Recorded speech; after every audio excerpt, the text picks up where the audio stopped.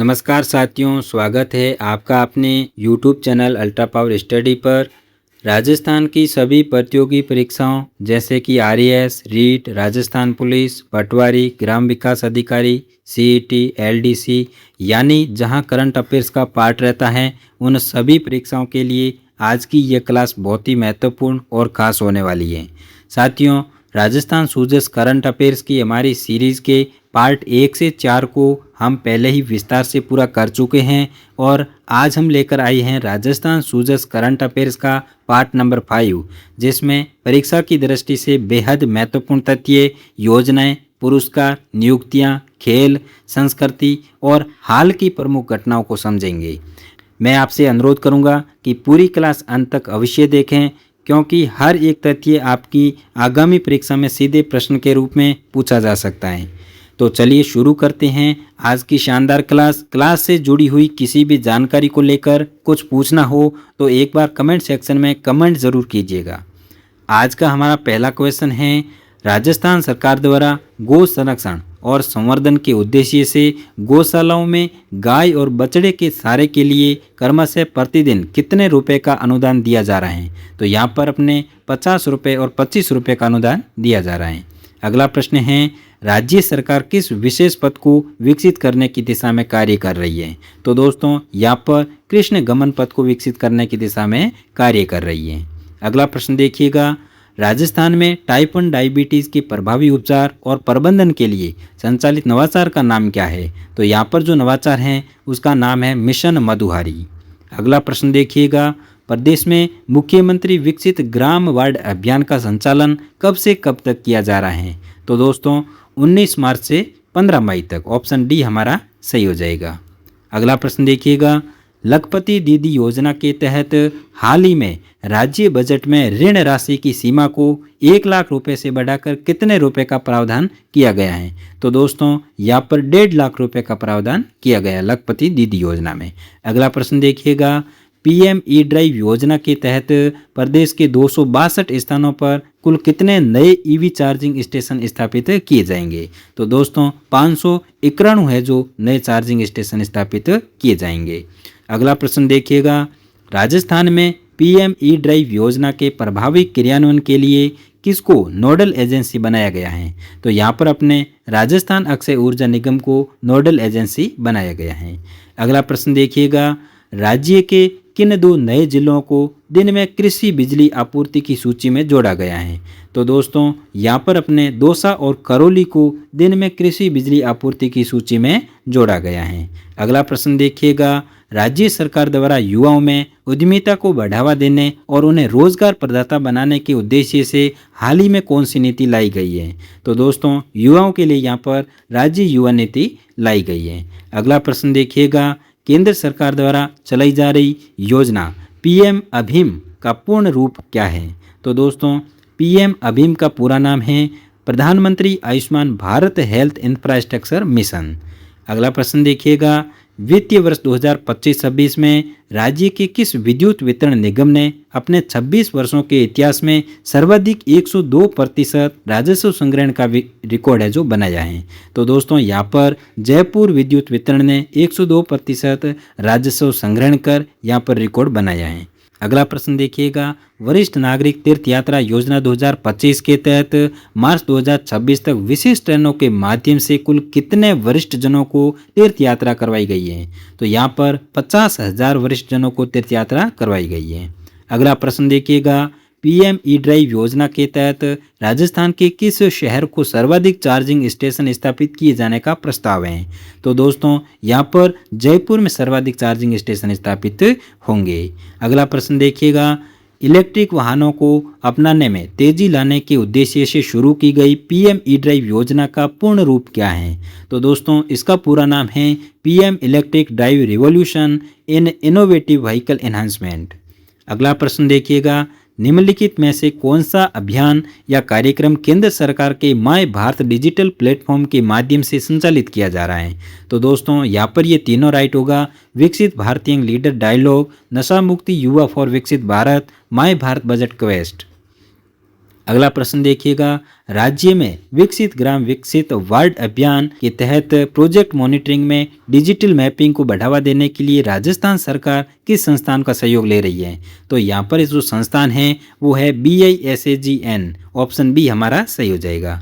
अगला प्रश्न देखिएगा, विकसित ग्राम विकसित वार्ड अभियान के तहत स्थानीय लोगों के सुझावों के आधार पर किन वर्षों की भविष्य की आवश्यकताओं के अनुरूप राज्य सरकार द्वारा गांवों और शहरों के विकास का मास्टर प्लान तैयार किया जा रहा है? तो दोस्तों वर्ष की बात करें तो 2023, 2035 और 2047 के आधार पर है जो प्लान है, मास्टर प्लान तैयार किया जा रहा है। अगला प्रश्न देखिएगा, राजस्थान सरकार द्वारा किस नदी प्रणाली या मार्ग को राष्ट्रीय जलमार्ग 48 के रूप में विकसित करने की योजना का है जो कार्य किया जा रहा है? तो दोस्तों यहाँ पर है जो ऑप्शन बी सही हो जाएगा, जवाई लूणी रण ऑफ कच्छ मार्ग इसका राइट आंसर हो जाएगा। अगला प्रश्न देखिएगा, राष्ट्रीय जलमार्ग 48 की विस्तृत अध्ययन रिपोर्ट और अनुमानित ट्रैफिक रिपोर्ट को तैयार करने का जो जिम्मा है वो किन संस्थान को सौंपा गया है? तो दोस्तों यहाँ पर है जो भारतीय अंतर्देशीय जलमार्ग प्राधिकरण और IIT मद्रास को है जो ये जिम्मा संस्थान को इसको सौंपा गया है। अगला प्रश्न देखिएगा, राज्य सरकार द्वारा मुख्यमंत्री किसान सम्मान निधि योजना के तहत दी जाने वाली अतिरिक्त सहायता राशि को बढ़ाकर अब प्रतिवर्ष कितना कर दिया गया है? तो दोस्तों यहाँ पर है जो अब बढ़ाकर 3,000 रुपये कर दिया गया है। अगला प्रश्न देखिएगा, मुख्यमंत्री श्री भजनलाल शर्मा जी द्वारा मुख्यमंत्री किसान सम्मान निधि योजना का शुभारंभ 30 जून 2024 को किस जिले से किया गया था? तो यहाँ पर है जो टोंक जिले से किया गया था। अगला प्रश्न देखिएगा, मुख्यमंत्री किसान सम्मान निधि योजना के सफल क्रियान्वयन के लिए राजस्थान सरकार का कौन सा विभाग नोडल विभाग के रूप में कार्य कर रहा है? तो दोस्तों यहाँ पर सहकारिता विभाग है वो एक नोडल विभाग के रूप में यहाँ पर कार्य कर रहा है। अगला प्रश्न देखिएगा, डिजिटल मैपिंग के लिए सहयोगी संस्थान BISAGN का पूर्ण रूप क्या है? तो दोस्तों इसका जो राइट आंसर है वो भास्कराचार्य राष्ट्रीय अंतरिक्ष अनुप्रयोग एवं भू सूचना विज्ञान संस्थान। अगला प्रश्न है, राजस्थान में जलमार्ग से परिवहन को सुगम बनाने के लिए राज्य सरकार ने 27 अक्टूबर 2025 को किसके साथ MOU हस्ताक्षरित किया था? तो दोस्तों यहाँ पर है जो भारतीय अंतर्देशीय जलमार्ग प्राधिकरण के साथ है जो MOU हस्ताक्षर किया था। अगला प्रश्न देखिएगा, पंचगौरव योजना में एक जिला एक खेल के तहत अजमेर जिले का खेल कौन सा है? तो दोस्तों यहाँ पर इसका राइट आंसर हो जाएगा कबड्डी। अगला प्रश्न देखिएगा, मिशन हरियालो राजस्थान के तहत मानसून सीजन वर्ष 2026 में राज्य सरकार द्वारा कुल कितने पौधे लगाने का लक्ष्य निर्धारित किया गया है? तो दोस्तों 10 करोड़ पौधे लगाने का लक्ष्य है वो निर्धारित किया है। नेक्स्ट प्रश्न है, राष्ट्रीय जलमार्ग 48 के अस्तित्व में आने से राजस्थान में माल है वो रण ऑफ कच्छ के रास्ते सीधे किस सागर तक निर्बाध रूप में पहुंच सकेगा? तो अरब सागर तक है जो निर्बाध रूप में पहुंच सकेगा। अगला प्रश्न देखिएगा, डेयरी अवसंरचना को मजबूत करने के लिए राज्य बजट 2026-27 में कितने करोड़ रुपए की Rajasthan cooperative dairy infrastructure development fund की घोषणा की गई है? तो दोस्तों यहाँ पर है जो अपने 2000 करोड़ रुपए के फंड की घोषणा की गई है। अगला प्रश्न देखिएगा, पंचगौरव योजना में एक जिला एक खेल के तहत ब्यावर जिले का खेल कौन सा है? तो यहाँ पर इसका राइट आंसर हो जाएगा ऑप्शन सी, हॉकी। अगला प्रश्न है, राजस्थान सरकार के कृषि विभाग द्वारा ग्लोबल राजस्थान एग्रीटेक मीट यानी ग्राम 2026 का आयोजन कब किया गया था? तो 23 से 25 मई 2026 को किया गया था। अगला प्रश्न देखिएगा, राज्य सरकार ने वर्ष 2025-26 के बजट प्रावधानों के तहत तारबंदी योजना में अनुदान के लिए न्यूनतम भूमि बाध्यता 1.5 हेक्टेयर से घटाकर कितनी कर दी गई है? तो दोस्तों यहाँ पर है जो ऑप्शन सी राइट हो जाएगा, 0.5 हेक्टेयर है जो अब कर दी गई है।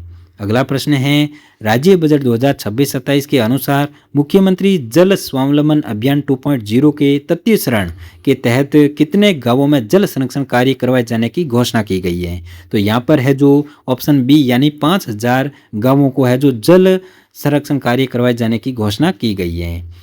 अगला प्रश्न है, राजस्थान सरकार द्वारा ग्रामीण युवाओं को पंचायत स्तर पर ही प्रतियोगी परीक्षाओं की तैयारी की सुविधा देने के लिए किन संस्थानों को आधुनिक लाइब्रेरी के रूप में स्थापित किया जाएगा? तो दोस्तों अटल ज्ञान केंद्र है उनको स्थापित किया जाएगा।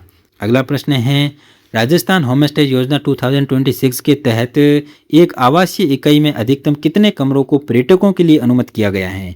तो दोस्तों यहाँ पर है जो पर्यटकों के लिए 8 कमरों को अनुमत किया गया है। अगला प्रश्न है, पंच गौरव योजना में एक जिला एक खेल के तहत भीलवाड़ा जिले का खेल कौन सा है? तो दोस्तों यहाँ पर है जो बास्केटबॉल, ये भीलवाड़ा जिले का एक जिला एक खेल हो जाएगा। अगला प्रश्न है, मुख्यमंत्री जल स्वावलंबन अभियान 2.0 की प्रभावी मॉनिटरिंग और कार्यों में पारदर्शिता सुनिश्चित करने के लिए राज्य सरकार किन आधुनिक तकनीकों का उपयोग कर रही है? तो दोस्तों यहाँ पर ऑप्शन इसका राइट होगा ए, यानी GIS आधारित मैपिंग और ड्रोन सर्वे। अगला प्रश्न है, राज्य सरकार की कार्य योजना के अनुसार नमो नर्सरी किस स्तर पर स्थापित की जाएगी? तो नमो नर्सरी है वो जिला स्तर पर स्थापित की जाएगी। अगला प्रश्न है, राज्य सरकार ने किन जिलों के ग्रामदानी गांवों के किसानों को ग्रामदानी अधिनियम में संशोधन कर खातेदारी अधिनियम देने की घोषणा की है? तो दोस्तों यहाँ पर डूंगरपुर और बांसवाड़ा जिले के जो किसान हैं उनको ग्रामदानी अधिनियम में संशोधन कर खातेदारी अधिकार देने की घोषणा की है। अगला प्रश्न देखिएगा, राज्य सरकार द्वारा सहरिया, खैरवा और कथोड़ी जनजाति परिवारों की महिला मुखिया को खाद्य सामग्री के स्थान पर कितनी राशि प्रतिमाह सीधे बैंक खाते में दी जाएगी? तो दोस्तों यहाँ पर 1200 रुपये की राशि है वो सीधे उनके बैंक खाते में दी जाएगी। अगला प्रश्न देखिएगा, पंच गौरव योजना में एक जिला एक खेल के तहत डीडवाना कुचामन जिले का खेल कौन सा है? तो दोस्तों यहाँ पर है जो बास्केटबॉल है, ये डीडवाना जो कुचामन जिला है इसका खेल हो जाएगा। अगला प्रश्न है, जनजातीय क्षेत्रों में वन उपजों जैसे कि आंवला, शहद, इमली, महुआ के मूल्य संवर्धन के लिए राज्य में लघु वन उपज प्रसंस्करण केंद्र स्थापित कहाँ किए जाएंगे? तो दोस्तों यहाँ पर है जो बांसवाड़ा और उदयपुर में है जो ये केंद्र है जो स्थापित किए जाएंगे। अगला प्रश्न है, हाल ही में आयोजित पश्चिमी क्षेत्रीय कृषि सम्मेलन की मेजबानी किस राज्य द्वारा की गई है? तो दोस्तों ये तो अपने राजस्थान के द्वारा ही की गई है। अगला प्रश्न देखिएगा, होमस्टे संचालकों को राजस्थान होमस्टे योजना 2026 के तहत अतिथियों का रिकॉर्ड न्यूनतम कितने वर्षों तक संधारित करना अनिवार्य होगा? तो दोस्तों यहाँ पर है जो न्यूनतम रिकॉर्ड है वो 7 वर्ष तक रखना होगा। अगला प्रश्न देखिएगा, मिशन हरियालो राजस्थान के तहत 2024 से 2028 तक 5 वर्षों में प्रदेश में कुल कितने पौधारोपण का लक्ष्य रखा गया है? तो दोस्तों यहाँ पर है जो 50 करोड़ पौधे लगाने का लक्ष्य रखा गया है। नेक्स्ट प्रश्न देखिएगा, पंच गौरव योजना के तहत एक जिला एक खेल के रूप में नागौर जिले का खेल कौन सा है? तो दोस्तों नागौर जिले का यहाँ पर खेल हो जाएगा वो होगा कबड्डी। नेक्स्ट प्रश्न है, रामजल सेतु लिंक परियोजना से पूर्वी राजस्थान के कुल कितने जिलों को पेयजल एवं सिंचाई का लाभ मिलेगा? तो यहाँ पर 17 जिलों को ये लाभ मिलने वाला है। अगला प्रश्न है, अपशिष्ट प्रबंधन को सुदृढ़ करने के लिए एकीकृत कंट्रोल रूम मॉडल अपनाकर राज्य के किस शहर को मॉडल सिटी के रूप में विकसित किया जाएगा? तो दोस्तों यहाँ पर है जो जयपुर को एक मॉडल सिटी के रूप में विकसित किया जाएगा। नेक्स्ट प्रश्न देखिएगा, वर्ष 2026-27 के लिए राजस्थान के कृषि बजट में कितने प्रतिशत की वृद्धि की गई है? तो यहाँ पर 34% की वृद्धि की गई है।